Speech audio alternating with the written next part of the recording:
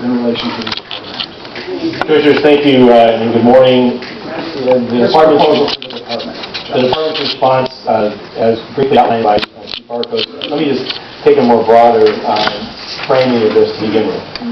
First and foremost is our efforts in applying police resources in Los Angeles is meant to do it in a manner and strategies that are viewed as fair, rational, that we take advantage of systems and data and the value of research, that as we look to the public to build trust, that we use strategies, and when challenges to those strategies exist, that we look at them cleanly to explore the basis for those challenges and whether adjustments should be made. This is an evolution of policing that has existed during my entire time with LAPD, and LAPD is seen not just here, but across the country as an agency willing to learn, and engaged in efforts to use its finite resources to smartly and in a manner that provides for public safety and has achieved results. Today, as a department and as a city and as a region, we are experiencing some of our lowest levels in crime, both property as well as violent crime. Yet, there are substantial and real challenges.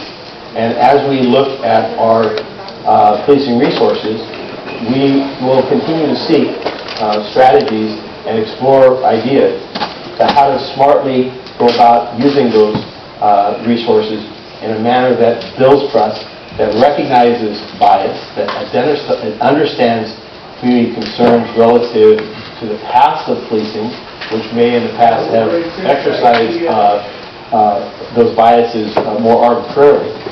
And I'm committed in what we stated in this report is a framework of moving forward that does a couple things. We're going to stop using, as I initiated last August, we will no longer use chronic offender bulletins. The process, while I understand in the LASER program, and I understand the research as well as the methodology and the desired outcome, our experience over the years found the process of systematically and regularly identifying individuals who, based on their prior criminal arrests, convictions, and activities, suggested that they would be or could be individuals re-engaging in acts of, particularly violent acts, in a neighborhood or in an area of a command, was worthy of exploring. And they don't mistake your criminal for Sir, life. I'm going to ask you to stop disrupting the meeting, or I'm going to have to recess. I'm going to have to recess the meeting. So if you can't stop, then we can just. So the physical process of identifying chronic offenders through the bulletin process, in my view, in our view as a department and senior leadership, did not bear the type of results that, in the face of its criticism, in the face of concerns relative to whether or not the underlying algorithm truly was fair and unbiased, for us to continue going forward. And so this is when those questions arose by the public and by this commission last summer. We took a look. We also looked and reflected upon our own personal experience as leadership of this organization and said, let's cease this and engage. Today, I want to be clear, we're not going to reinstate that. For offender-based strategies, though, it is important for us as we look at crime, our efforts to reduce crime and provide for public safety, is that the role of the offender is a critical area of law enforcement that we cannot ignore, nor does the criminal justice system ignore it, nor does the community ignore it. Identifying how to examine who the offender is and how they interplay in a community safety is something that we will continue to try to strive to find ways that are rational, that are fair, that are defendable to those that we feel that we're preying upon a particular group or subgroup. Secondly, as to location-based strategies, which is primarily the thread-pole difference. The difference between these two programs is LASER, as was articulated, was primarily focused on violence reduction, particularly street violence, that had locations that were at a hotspot or over-concentration. It wasn't just a randomized, but these were heavy concentrations of street violence. And what was the characteristics of those locations that may facilitate or somehow they found victims being more victimized in those areas, and how could we work with those communities and work with all the stakeholders to improve the resilience of that area so that it would not experience those high levels of violence. That was LASER. LASER also added an offender component, which is to identify individuals that we, under the theory, that there were select individuals that were preying upon those neighborhoods and using violence in those neighborhoods. And the methodology to identify those offenders based on their past criminal conduct and actions in those very same neighborhoods, we did not see an effective return on that, and so we will stand that down. We have stood it down, and we'll continue to do so.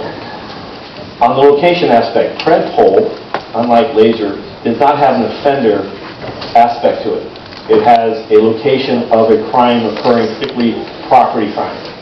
And we rely upon our own experience as law enforcement executives and professionals in this department, as well as studied research and evaluations both by universities as well as the Department of Justice, the NIJ, and others that look at BJA, that look systematically at department strategies to reduce crime, working in community settings, in partnerships, and the use of data.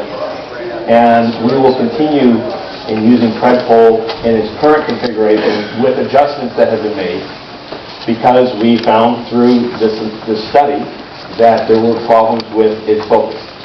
Specifically, the fact that it involved areas such as police stations, that crime was not occurring at those stations, they were being reported. Not true! Not true! Talk in public comment, but if they decide to talk while someone else is talking, that's disrupting the meeting, so we'll have to recess the meeting. So there was to the extent that there was a bias in that, and a miscalculation, those adjustments have been made. But I will fall back to that the organization, policing in general, since the 1980s, has relied upon research and its own practical experience, that officers without specific information about underlying instances of crime and disorder in neighborhoods, who are left to simply go about their patrols or in some randomized manner move about, get very randomized results. That crime does have a habitual and a pattern sense to it, as does many other human behaviors. And that there is an underlying value of using data systems and smart policing that takes advantage of those human behaviors in an effort to protect the public, in an effort to improve the safety of communities.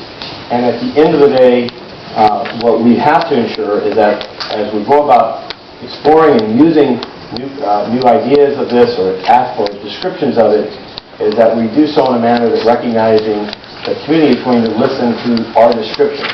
And we have to avoid, we must avoid in terms that suggest, that undermine the dignity of an individual, that undermine the dignity or safety or the value of the community. So that's what our commitment is going forward. When we talk about anchor points, moving away from that phraseology, recognizing that while well-intended in the past, that served the description of a location that was frequently experiencing a crime, that it in and of itself is a location that is not an anchor to that community. It's not sinking that community. Hopefully this has brought up some context to what we are going to do moving forward. I will close by two last aspects.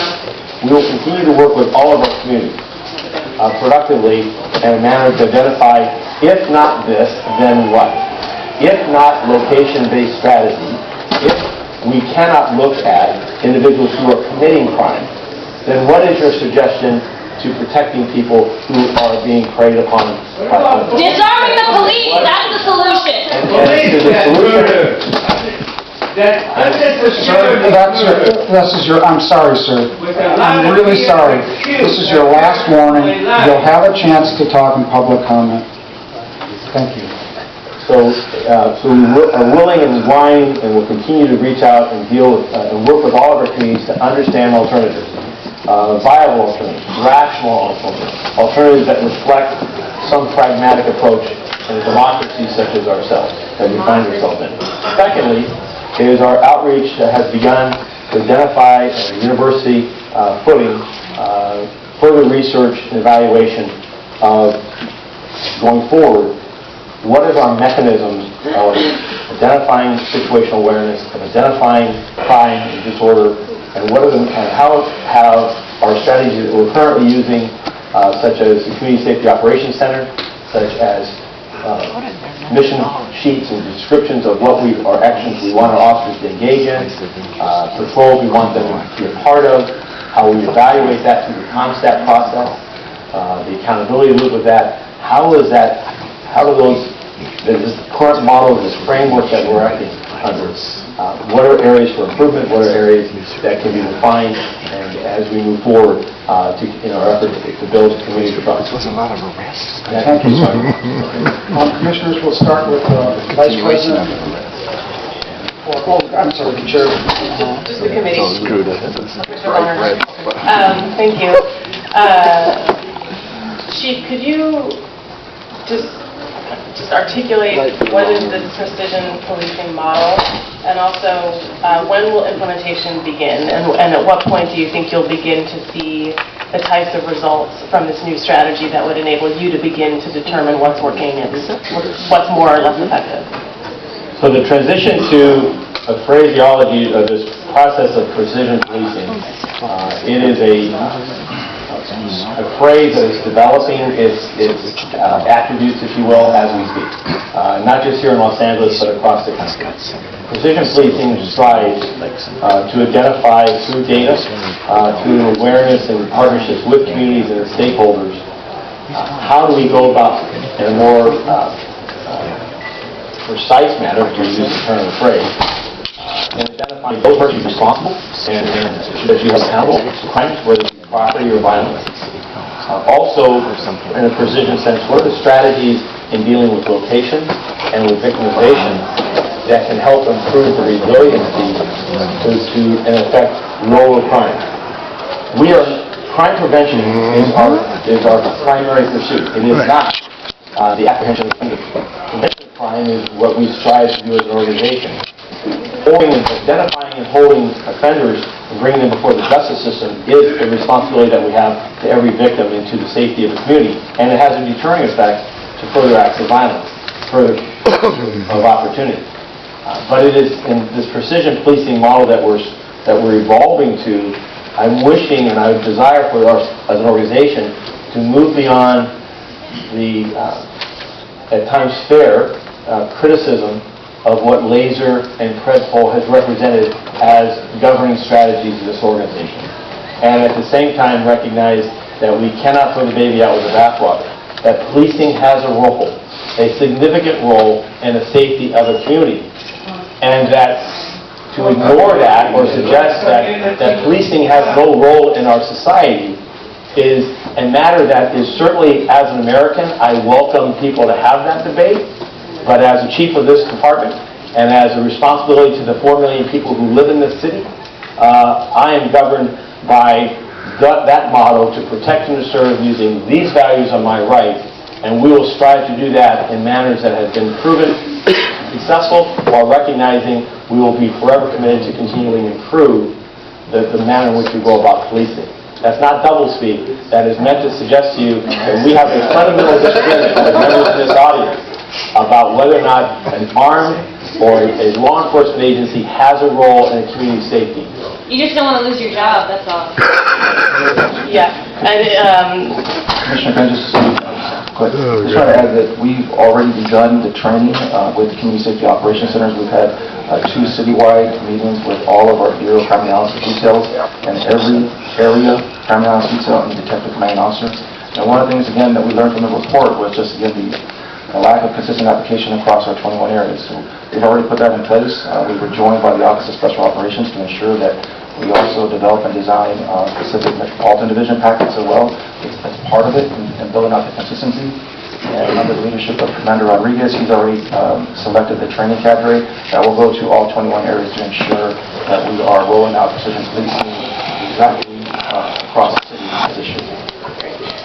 Commissioner, in addition to that, this is Commissioner Rodriguez, in addition to that, we have a working group that is putting together a manual that is going to be available to all the individuals that are going to be involved, all the CSOCs and our crime analysis details as well. So that way there'll be uniformity throughout the entire city as to what the expectations are, what the processes are going to be, and how they are to deliver that product. So I just want to thank the members of the community who have brought forward significant concerns about this over several years, and in particular at the hearing that we had and in this public comment process. And it's certainly clear that there are a lot of concerns and fears about the use of this data and the proactive and suppression-based crime-fighting strategies that the concern is that that's having a disparate impact on certain communities, in particular low-income communities of color. And so, that's why this report was important to me and this process is important to me, is to understand that better. And unfortunately, our ability to understand those impacts has been limited based on the issues that have been raised in terms of consistency of data collection and practice of these strategies. So I really appreciate the department's response. I appreciate the chief's responsiveness to these concerns and willingness to really just stop, put certain things on hold, stop certain programs, and really reevaluate and do things differently going forward. I think that's I really appreciate the leadership that shows and the genuine efforts to respond to community concerns and to improve these programs. Again, sort of in this moment, there's very limited information about what this is going to mean going forward. So I do appreciate the quarterly reports back to the full commission. I think that'll be very helpful. The first one, I think, then would be in July. For this subcommittee, I would like to ask that this manual come back in its draft form before it's finalized to the committee, and also that the committee have input into the research design of the external evaluators to make sure that the original questions that we wanted the Inspector General to explore that were not fully answered in this report, those get either addressed in the academic study and or that the Inspector General then prepare a process to evaluate those same questions when these programs are up and running. And so, given the uncertainty of where we are right now, I would suggest that in July, when this comes back to the full commission at that point, that we have a time frame for when the programs will be in place long enough for data to be collected and evaluated to determine the impact that it's having on crime and on particular communities. Also, if there were to be, I really appreciate the elimination of the chronic offender bulletin and the clear understanding by the department of the problems with that program, and if any type of program like that were to be created again in the department, I would ask that that come back to the commission to ensure that it doesn't have the challenges that the chronic offender bulletin program had, and that we're able to monitor that going forward.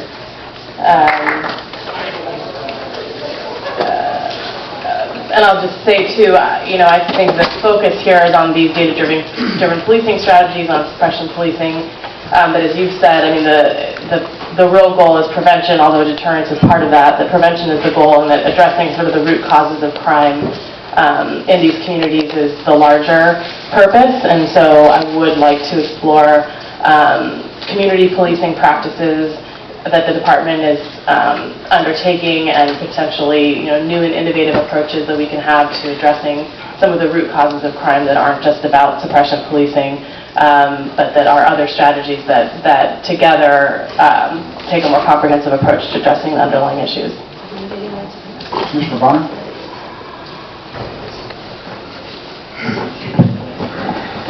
Thank you. First question, I'm sure is obvious. You were reading, I think you have this is the department's response to the IG report. I'm just going to walk through some questions relative to that document. First question with regard to some of the terminology, because I heard the chief mention some of the sensitivities around that, which I share. I'll take this one. But it's not clear to me what the precise status is. So the subject line of this still uses the data-driven policing strategies, and then in the first sentence of the background refers to this term that I'm seeing now, smart policing.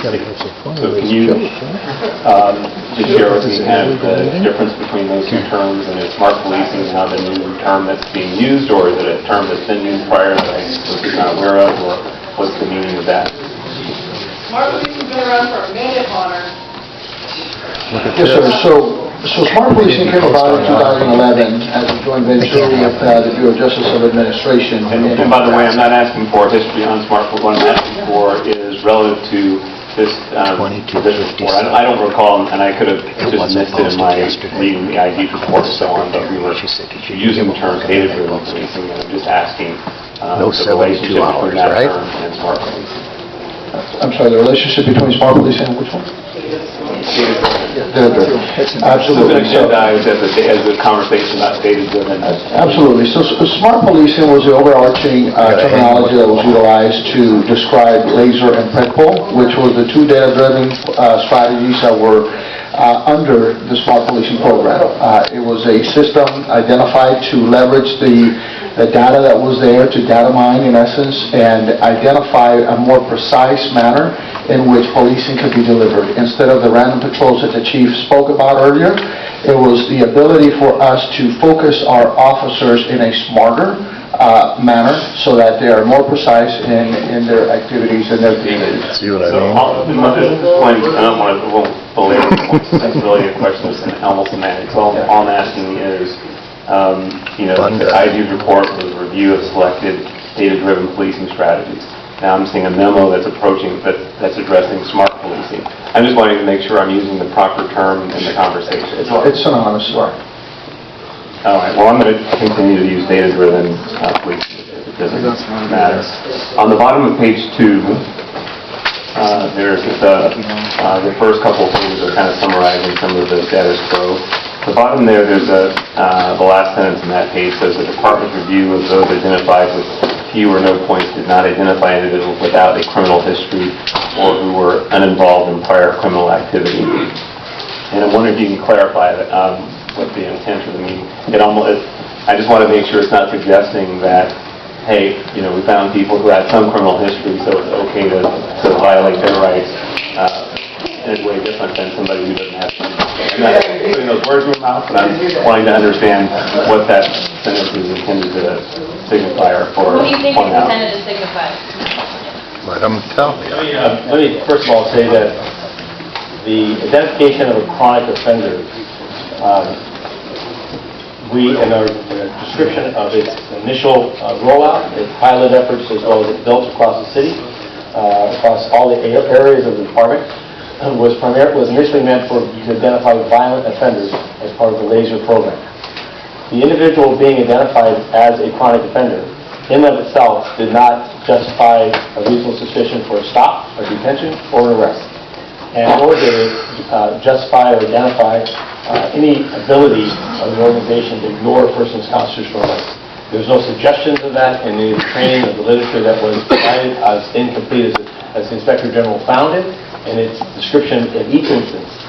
It was much as an offender bulletin, an information bulletin is given as to a suspect involved in a crime, perhaps an image caught of a burglar that was broken into a home and was captured by a CCTV, and that information bulletin was put out. That actually has more information in it that may justify a reasonable suspicion for a stop than a chronic offender bulletin. A chronic offender bulletin was meant to provide officers with information about individuals that, Look at how on the stupid basis they were of earlier. prior conduct, suggested They say they can count anybody. suggested that they may be involved Look in at the signs of all this shit. crimes that the officers are now in an effort of patrolling or conducting their investigative work for. So it's a tip, it's a lead, but in each of the bulletins was marked. Sir, I'm going to ask you to stop disrupting the meeting. I promise you, sir in the green shirt, when it's your turn, when you're speaking, you won't be disrupted. You will not be disrupting anyone else. This is your final warning, sir. So please stop disrupting the meeting. Please stop disrupting. Why you take off the black guy? The individual... The point of this is to clarify.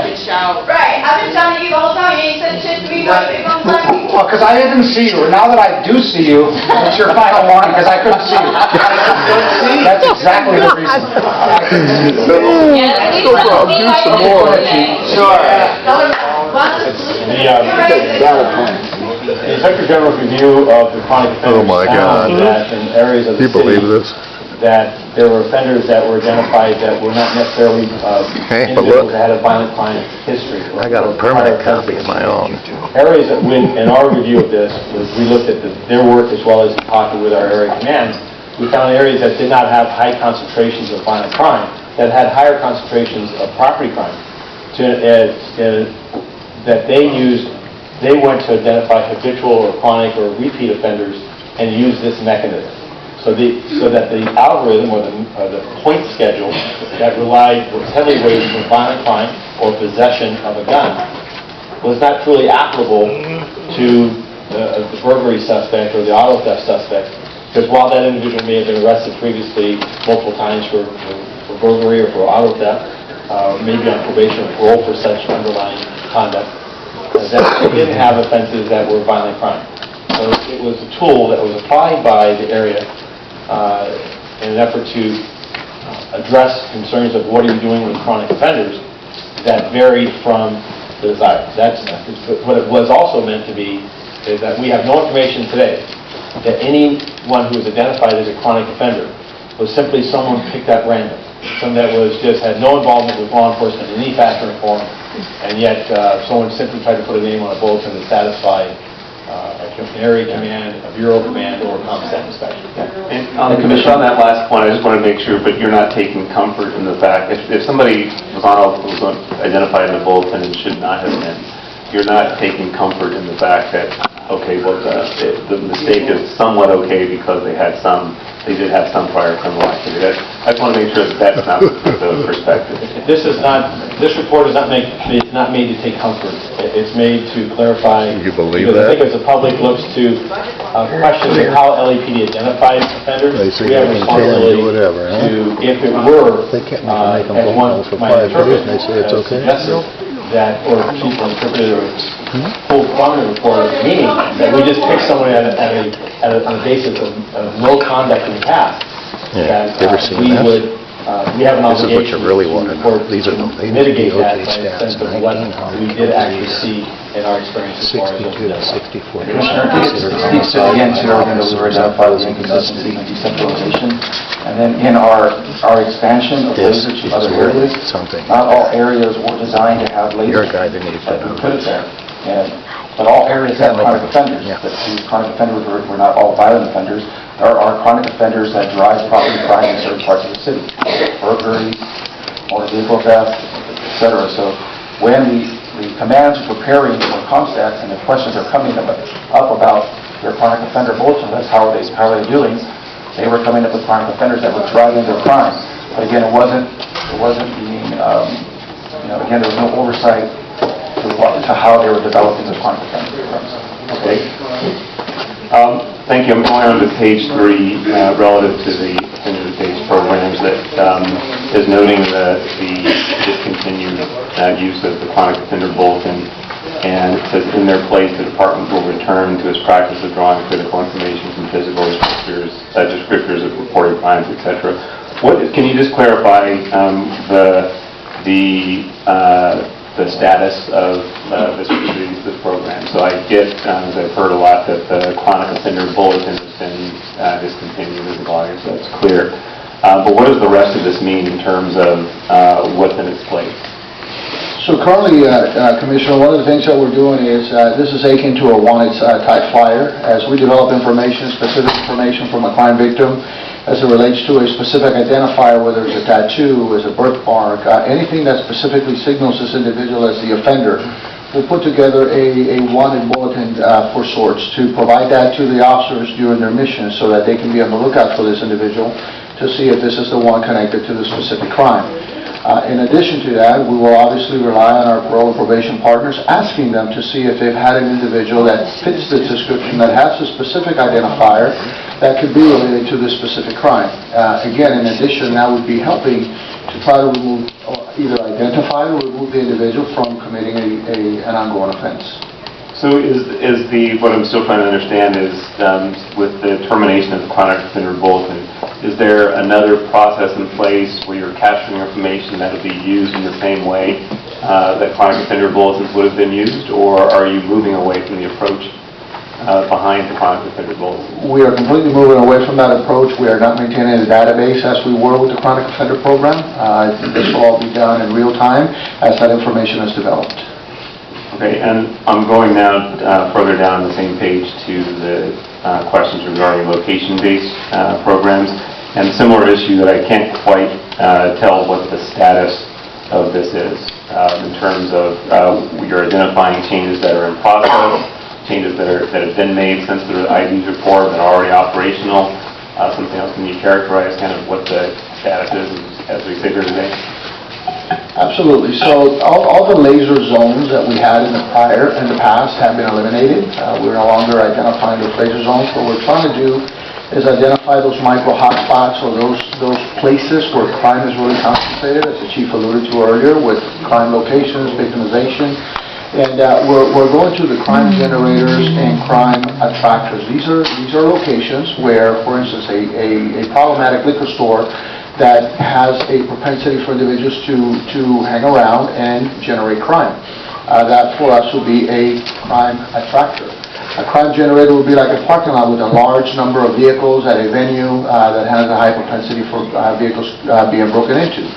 So within those micro hotspots, we're going to try to identify, as Commissioner Goldsmith identified, is the root cause of what is driving crime, so that we can specifically identify it and provide the appropriate measures, whether it's through community intervention, whether it's through our own officers, whatever the case happens to be, so that we can eliminate the crime and disorder that's occurring in that particular spot.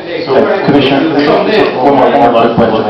Hold on, let me go back up to a higher level. What I'm trying to understand is this document that I'm kind of reviewing was presented to us as a summary of steps the department has taken, which I could be wrong, but I'm interpreting it as steps the department has taken in light of the IG's report, since the IG report.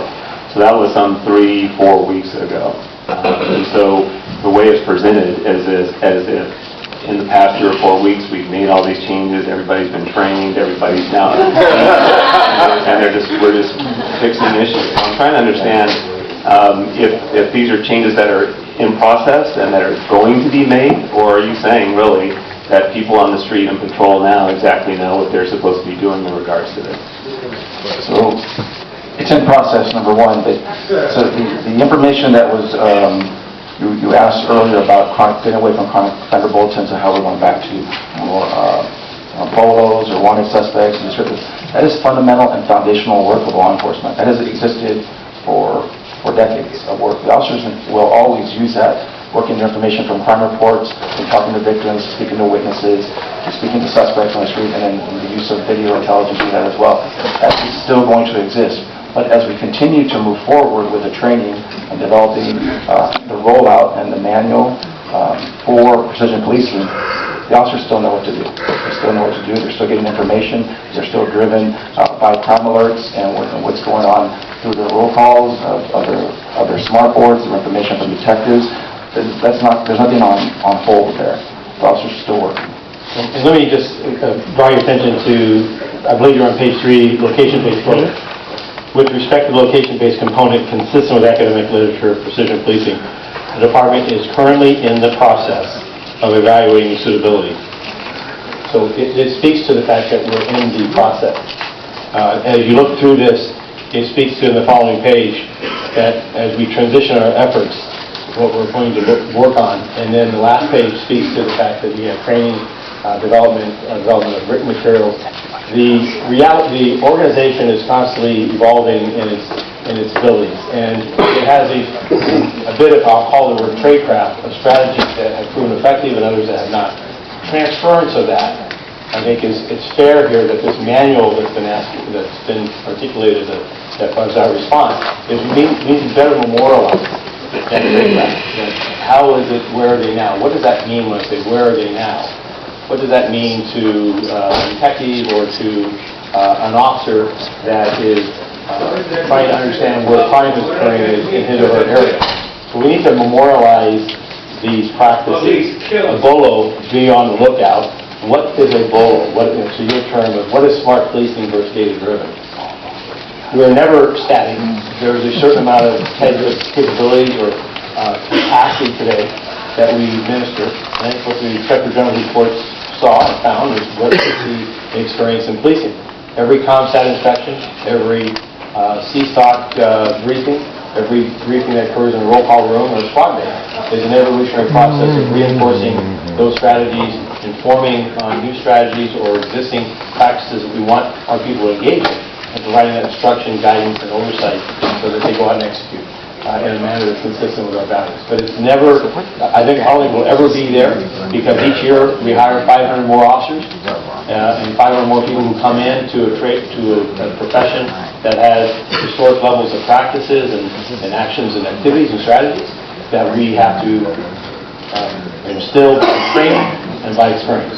And that process is our commitment is continuous improvement to keep going at that. When Inspector General or our own internal review finds shortfalls in it, which we will on an organizational side, we're going to take efforts to accept those shortfalls, not defend them, but lean into them and find better ways and continue efforts to inform our people so that they are best suited to go out and do difficult work. Okay, I've got to allude to a couple points I'll come back to in a minute if I should. But in the same area, there's the question about the academic literature. We had some email and public comments and things about that. Can you tell me just really kind of how brief or how broad this literature review has been, and how broadly you kind of surveyed the landscape to inform either the prior programs or more importantly the changes that are in progress? So let me invite Chief Detective, Deputy Chief Sean Malinowski to this discussion at this point. Good morning, sir. Good morning. So, sir, this literature review that was done is not on the level of something that would have been done for a doctoral dissertation, but it's something that, from what's being done in other cities, and looking at recent articles, like the recent article on precision policing and what they've been doing in New York with some of the same concerns. It seems that the public wants the police to be more precise in what they're doing, and the literature talks about location-based and some of the academic studies that have been done on that, but I wouldn't say that we have written a dissertation here. We more summarize what's been written about precision policing. The National Academy of Sciences published a consortium of where we're at across the sciences in policing, and it spoke and it gave a literature review that I'll be happy for us to make available to the Commission that actually articulates. Research is filled with variability. It's a continuum of where people land on issues of what research proves and what research doesn't prove. This is a booklet that a collection of a respected institution, a nonpartisan institution, that here is an inventory of where the sciences are at on these various location and offender-based strategies that are used in policing across America. Ones that have found statistical differences and others that are still open for debate. In summary, our review of this now nearly 2 years ago found that location-based strategies have found continued support and correlations between agencies that focus on proactive, data-driven design deployment, placement of officers in locations that have seen concentrations of crime that are not just on a randomized basis, but that are being brought from, versus offender-based systems, which are much more subjective and much more unproven as to whether or not risk-based assessments of people who are incarcerated and recently released, or those that have, or in release in a community, risk-based assessments as to their proclivity or their likelihood of reoffending the research is much less clear on that, which is in part informing us on where we're at today in Citizen Los Angeles, is that if the offender-based work is so uncertain, then why are we losing, or I don't want us to lose public trust because of belief that the underlying weights and values have an inherent bias to it. If we can't answer that question, then let's pull back from that strategy, but let's not pull back from strategies that are well understood across American policing, that cops count, and putting and officers responding in the neighborhoods and working in those neighborhoods with an understanding of individuals who are preying and criminalizing or victimizing people in those neighborhoods, that those officers having that information can interrupt that, both by their presence, but also have a responsibility to identify and bring to justice those individuals who are offenders. So that's kind of where we're at. But again, we will be happy to get you that collection forthwith. Well, let me just ask, I'm going to just ask a little bit about the UCLA communications we've had, since we've had, that was part of what the Inspector General agreed to, is help the comment that came in, and we did receive some other information from them. Are you familiar with the letter that we received, a long list of signatories? So in that letter, they at least identify some other individuals, I think, that are held out as experts in this area. Columbia Professor Bernard Harcourt and Harvard mathematician Kathy O'Neill. Are you familiar, at least, with either of those academics and what their research indicates? So can you give me an example just of, say, one area or one issue where there's a point of disagreement and then pinpoint where the academic literature comes out on, just give me both sides of the issue? So I think that there is an ongoing debate in academia about taking anthropological research in particular and applying it to criminology and the blending of those two fields, and then, as has been described in some of the comments here, turning that into a business. And so I think there's some people have an obsession of taking what was meant to be pure research in the past and then expanding it to criminology, and then coming up with a business plan and implementing that in the real world. That seems to be the road. What in the letter, the document that I'm looking at refers particularly with regard to these two academics. It says they've expressed their serious skepticism about the empirical and ethical rigor of this research. Again, can you tell me kind of what the ball bearing is there relative to the ball? So there were some studies that were done initially to try to look at the effectiveness of predictive policing here and in other cities. And I think that the opinion of some of the academics was because it was done by academic researchers who were associated with the vendor, that it was not a pure research model. What we tried to do was, while we were implementing this in an experiment, in the initial experiment, to see if there was more accuracy in trying to predict crime using an analyst or using the algorithm. We tried our best in a real-world environment to do a clinical trial of that, and to try to come up with the answer to the question, can the algorithm predict crime or forecast crime more accurately than our current practice? And that's why we did those initial studies. And on going back now to the page 3 of the department's response, the last paragraph there that speaks to the location-based program. So the department is redesigning anchor points into a discussion of crime generator and crime attractor locations consistent with academic literature. So can you explain that, what that is referring to? One, both in terms of my ongoing question about understanding the status, so where it says the department is redesigning, so I understand that to be a work in progress, but tell me what the considerations are around that.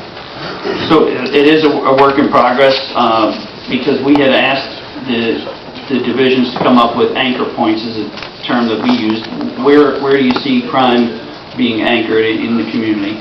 And in fact, the literature, if you look back at it, it refers to it, and this is some 30 years old, refers to these crime generator and crime attractor locations. The chief had asked us to go back and say, this is not something he wants the LAPD to come up with, but he wants it to be grounded in actual research. So when we did the research, we found those articles that seemed to still be pertinent today to talk about the crime generator and crime attractor. And as part of our effort to standardize this throughout the department, then we can refer to that when we're doing the training for our officers in the field. And and again, the research on this is that it's not just a police presence that has a displacing effect, but it also goes to the role of our engagement with the victims or the locations themselves. There's a concept called crime reduction through environmental design. So the nature that was referenced of a liquor store that has its windows blocked through ads and displays may have operating practices that offenders find ripe for abuse. And will focus on and victimize those locations repeatedly. That it's not just a police presence there that we seek, but location-based strategies are what operating practices by that business can deter crime, can improve their resilience. There was a reference talked about each year we'll have the auto show and various other activities at the LA Convention Center. Location-based strategies there include the fact that when there's an auto show or a large event there, that we find those gatherings of tens of thousands of automobiles to be sitting ducks, if you will. That the offenders recognize that there's an event going on there, and they'll go and prey upon those automobiles. And that our efforts, not just in having a presence at that location, but working with that organizer, working with that parking lot attendant, working with systems and controls there, can deter the instances of crime. So location-based strategies that are referenced here, we want to get away from using an anchor point because, again, the phraseology, the note we saw had a negative impact, but we do want to get to, we want to stick with the science that talks about the fact that there are generators, there are locations, there are behaviors and patterns that exist that are location-based. And how can we smartly work in articulating what those strategies are to prevent crime, but also to identify those who are using those locations to feed their habits, if you will, and who are preying upon those victims. And we need to identify those individuals and bring them to justice, as well as get them support. So on the top of page 4 that references the transition your efforts into developing a precision policing model to develop a framework that incorporates neighborhood policing, focus on victimization, accurately focusing efforts on location-based crime. Speak to what you're doing and what can be done to avoid the undue or adverse impact on innocent people who are in or around those locations. So let me first say that, and Chief Arcos, I welcome this bringing back to operations. I don't want to dominate this matter, but I'll quickly point out that as was asked earlier about our community policing engagement, we see our efforts with Community Safety Partnership, those programs of adding officers in areas not from an enforcement posture, but from a relationship posture of building and understanding the nature of those communities that are, in most instances, highly impacted by particularly violent crime. What are the underpinnings and how can we detangle that by our presence? What resources and other support and efforts can be brought in that are not necessarily police-led, but that by our presence we can improve the public's perception of our intent and desire to improve the safety of those communities and identify as problem solvers what are strategies that can improve the resilience of that area to its ability to combat and be resistant to seeing the focus of violence there. Additionally, the efforts of the department in the last 2 years of moving more than 600 personnel back to the field by downsizing specialized functions or eliminating those functions by reallocating resources to our area stations is an effort to build on neighborhood policing by having additional resources that are not simply going from call to call to call, but are going in neighborhoods to outreach and engage in the community to understand what are your pressing issues, how are we helping, how are we hurting. Lastly, all of this, though, depends on officers having accurate and timely information. In the absence of that, of situational awareness, what are the characteristics of their neighborhood, and what is the neighborhood enduring, what successes are they seeing, but what are their challenges? In the absence of that, we're simply going out there blind. But safe walks to school, efforts that are engaging those communities. We see those roll calls on the street, neighborhood watch programs, town hall meetings, forums and engagements. Those are all policing strategies. Here's what I'm asking is, or what I'm trying to understand is, if you identify an area that warrants particular presence activity to prevent crime, everybody in that area is not necessarily going to be a perpetrator of a crime. So what I'm asking is, what's embedded in the training, the discussion, the efforts underway to make sure that people who are otherwise innocent are not being, and I don't mean simply arrested, falsely arrested. I'm thinking in terms of people who are going to have to deal with being in proximity to enhance law enforcement presence. Nothing. There's nothing to protect them.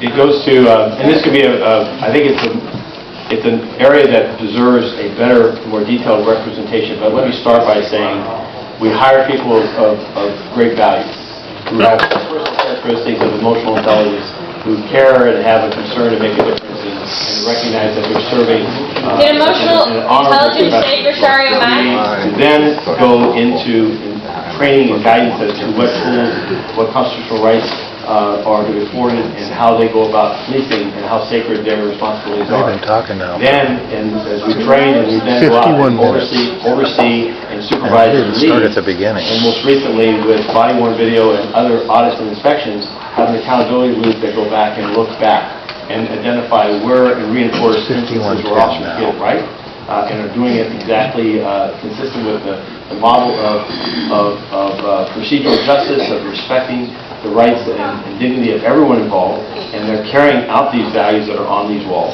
But when we fall short, that we hold those individuals accountable, that we provide training, but also accountability for those that are not fulfilling. That whole system in a feedback loop is something that is inherent to policing. With LAPD, I believe, our culture, and we're committed to continuing it as we move forward. And yet adding to it attributes that new technologies such as body-worn video and digital in-car video give us into the insight of what actually is occurring. The most recent report by the Inspector General of the 91 stops by gang officers, I think, was an example. That the evolution of this craft now allows officers to both witness what they're doing, but also supervisors, command staff, and the public in this commission to validate or not, and when we find shortfalls, to take a corrective action. So the whole system. Chief, before I move on to my last couple of questions, I'll put a finer point on this. Yes. I just wanted to make a point though, Commissioner, with the Office of Operations now having direct oversight of running the program, and we've learned from the inconsistencies applied and the failures that were happening with LASER. LASER was not designed as a one-size-fits-all for 21 different areas across the city. Precision policing is much better designed to meet the needs, the unique needs of every area and every command. And in particular, the neighborhood policing component that's built into precision policing is a much better design as far as the accountability and effectiveness of how we go into these micro hotspots. And additionally, the micro hotspots can move. They can move daily. Where anchor points designed with LASER were designed for 6 months to a year, where we're constantly coming to these neighborhoods, to your point, again, where people were getting contacted. Micro hotspots can be there for one day. They can move another day. And that's, again, the versatility and the flexibility that's designed into precision policing that we will roll out, again, with a very directed consistency.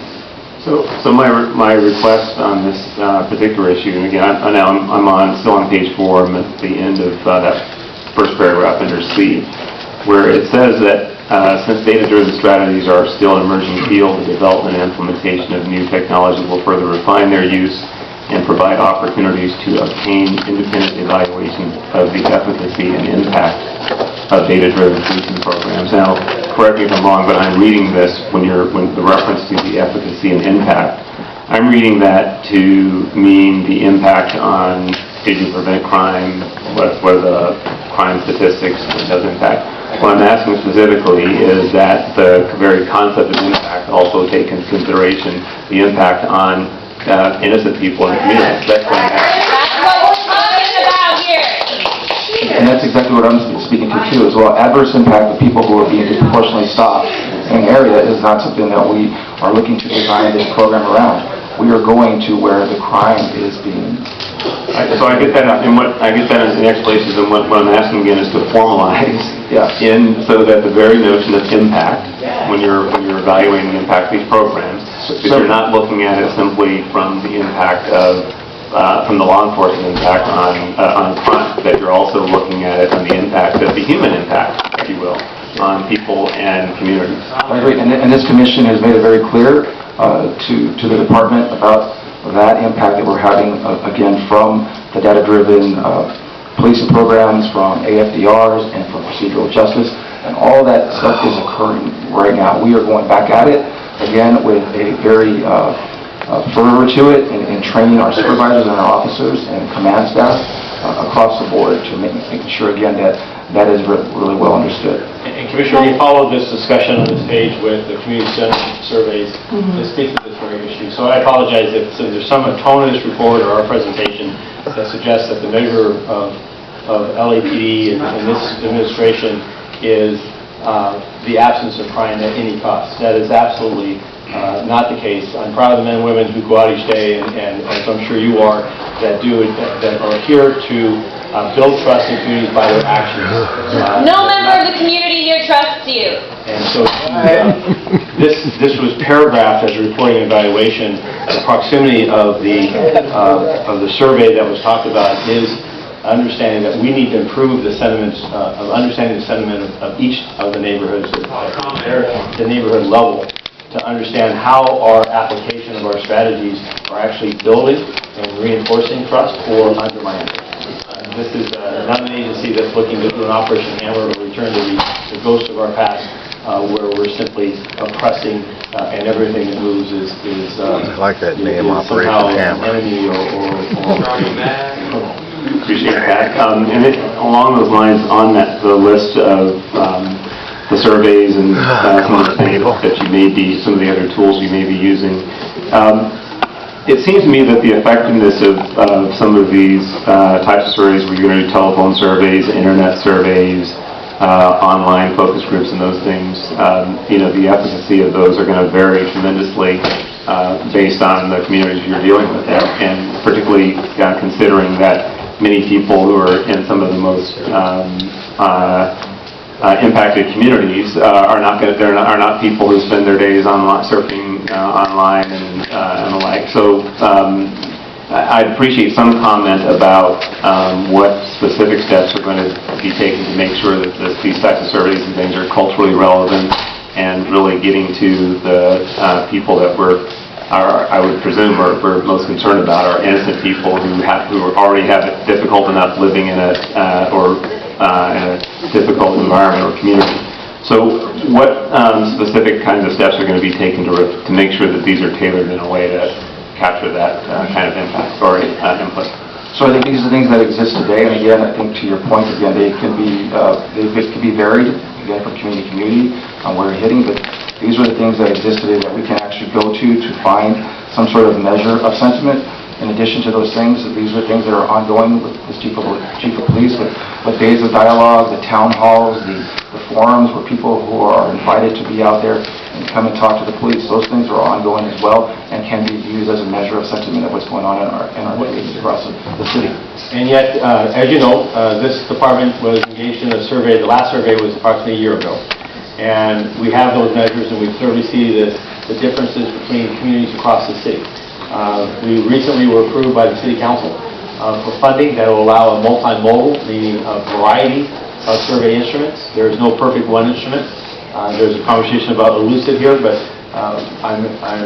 we recognize and we are committed to coming back to the Commission with a design model, if you will, that speaks to the differences across communities and across individuals, whether it be a cell phone or based or internet-based or a door-to-door.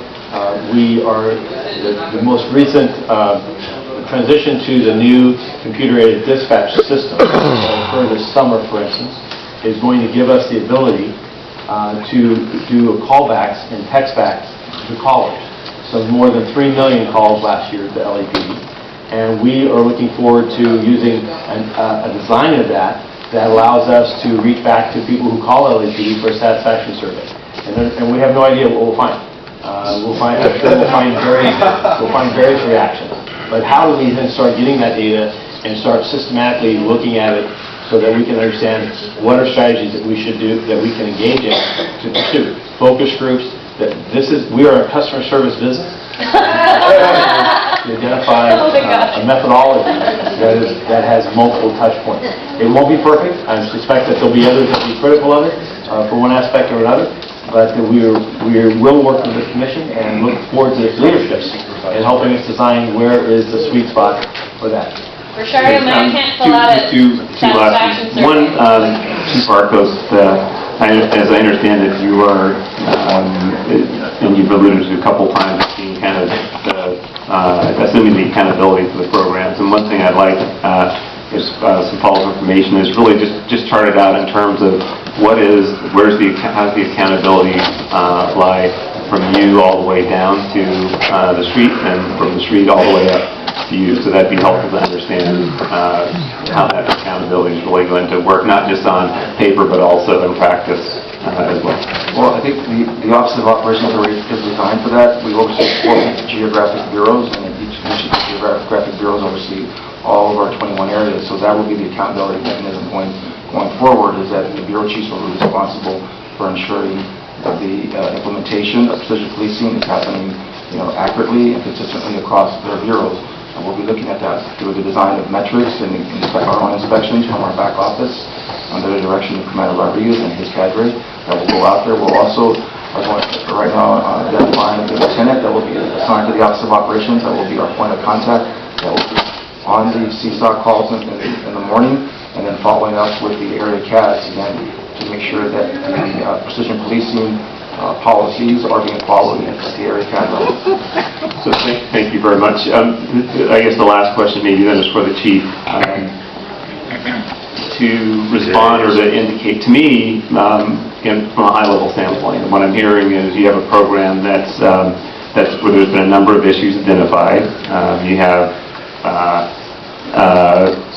a lot of potential harm and impact on people who are, and I don't mean just somebody being offended. I'm talking potentially about people's constitutional rights being potentially implicated.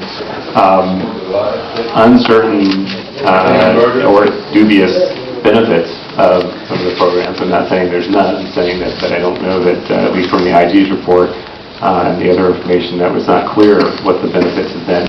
So and we're hearing that it's a lot of work in progress, that there's a lot of things steps that you're taking that are well suited. But the question, I think, is there harm in suspending the programs until everybody's satisfied?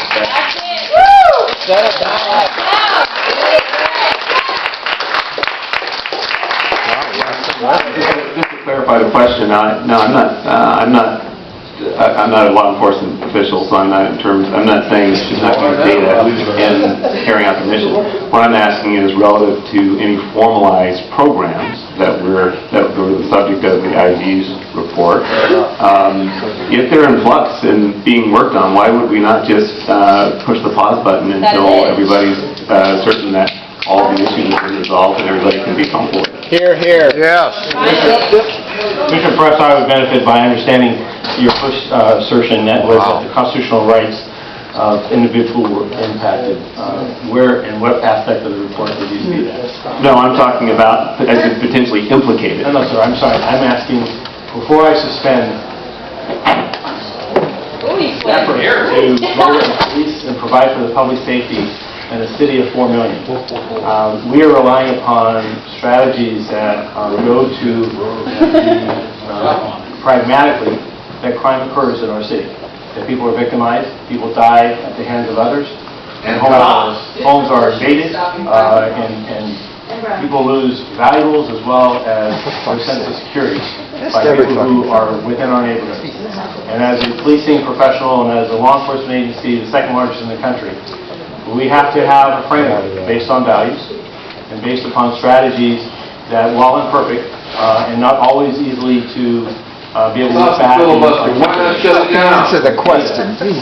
deserve investment of trust. That as we see shortfalls, shortfall. If you want this meeting to continue, we can have this discussion and we can have our vote. If you want to have public input, when you get up there, you can say whatever you want and there will be no interruption. If you're going to disrupt this meeting, I am going to recess this meeting and then bring it back where we don't have disruption. I'm asking you, please, you will have the respect and courtesy of everyone in the room when you're speaking. So will the chief of police and so will the commissioners. So specifically, I believe that the Inspector General identified with chronic offender bulletin something that needed to be suspended and now walked away from it. On Predpol, and to the extent that Laser identified place-based concentrations of violent crime and Laser circumstances and in Predpol property-based crime, I believe that, and we will be committed to providing not just the research, but the practical experience of that, understanding where those locations are, and the description of how those locations exist, and understanding how interventions by the police and by others can change and lower crime. That's the tradecraft that we've been engaged in, and we'll continue. To suspend Predpol because it's a brand, to suspend Laser because it's a brand, I think is warranted in Laser's instance because materially, the aspect of the chronic offender bulletin we need to walk away from and go back to practices that was engaged in the past. And on the location aspect of it, it's the corridors and so forth that are identified. We can deal with by still needing to identify locations where violent crime is concentrated and identifying the circumstances of how those are going about and what are our strategies to work in partnerships and community engagement to interrupt and stop and reduce that. Predpol did not, to this point, have the, I have not found, and the organization has not found, absent its error in regards to police stations, that it, looking at a group of, I'll say, Devonshire area that has 50 square miles, 40 million people, 300,000 people, to take those 200 or 300 officers and to ignore, and treat every neighborhood the very same, is to ignore where patterns and series are occurring today, where they were last week, versus where they were the week before. We need a strategy that identifies that, that's based on data, that's based on officers' awareness and engagement with the community, that's based on community input. We need strategies to then challenge our communities and challenge our men to identify strategies that's going to be effective and then engage that effectiveness. You want to really cry? Start it over again. That is the process that the organization has been engaged in. I'm committed, as the chief went forward. No, if you don't know the reality, you can't argue. If you will, Predpol, because it's got because of the doctor's work with UCLA, or because of the background, I believe, is to suspend location-based strategies. And I'm not, and we will continue to look at how it comes up with its boxes. But I want to stress to the organization, I need 10,000 men and women to also understand that as a chief and as this commission, that we seek for them to go out and identify problems and challenges in their communities, people who are being victimized, people who are being unfairly targeted, and that we expect them to not just be aware of that, but to take actions to try to stop that. And that requires a knowledgeable and informed workforce. And to abandon this because of critics that are in this room Junk science. is an overreaction. Okay, just to clarify, I'm not suggesting to abandon location-based strategy, and that's not the feeling that I get. I think I've alluded to a couple times, just that there's a general feeling that there's a lot of work in progress, efforts being made, and there sounds like good adjustments that are being made. But it's almost like working on the car as you're driving down the freeway. Is what it starts to sound like. Our quality through continuous improvement requires that as an attribute. I think it's to be commended as an organization that continually learns. And so to to look at that, I think that we do need to look at if a program in practice is having serious and detrimental impacts on student safety, then I don't believe in working in that in progress. I believe that we step away from it. I have not seen location-based strategies the organization is involved in, and I do look for specifics, whether by the Inspector General or anyone else, that we've unfairly targeted a location because of the instances of concentration, the frequency in which those locations have been victimized by others. Thank you. Okay, Commissioner Decker. Oh, my God. Now we're going to this one. Thank you, Commissioner Bonner, and 70 minutes. members of the subcommittee who I know have worked hard on these issues, to the Inspector General, to the members of Yes, the good community, question. folks who are attending Finally. today in March and in July. While I was not on the commission at that time, I did watch the entire video from, I believe it was July 24th. And I'd also like to thank the department very much for its work on this, for its openness, Chief, and receptiveness and taking change. I do believe that is critical to the success of this department overall. My fellow commissioners have asked a lot of questions, many of which I was going to ask, and they went into areas I was not intending, but I'd like to sum up my questions or concern in the following manner. He went where she wasn't intending to go. Obviously, the department has a great obligation to the people of the city to reduce crime, to be a partner in reducing crime with the community, and to keep the community safe. But we have to use the resources of the department in a very smart and effective way, and do so in a manner that does not treat the residents of any community differently. The problem with the report is the lack of information to support that. And I do believe the information exists, but it's not provided in this report. Maybe it's or it hasn't been collected, maybe it requires a little more detail to go into, maybe it requires looking at the field investigation parts. Maybe it requires finer detail. I'm convinced there is a way to establish this, to ensure the department's using its resources effectively, protecting the community, engaging the community, but it just hasn't been put together. And the way to build the trust, as you all know, is to establish that you are working together with the community and being effective and using the resources this city gives the department in a very effective manner. We don't have the data. I'm convinced it is there, that it can be obtained. It might be more challenging and difficult, but I would ask that the command staff, Chief, work with the subcommittee members to bring it all together for us. Because the different programs you've highlighted, Chief, the different, crime data that is collected by the department, in addition perhaps to the field investigation cards that are now required to be kept, can collectively create a much better picture of what is going on. I think that's what the commission needs. I think that's what the community needs. Chief, did you want to respond?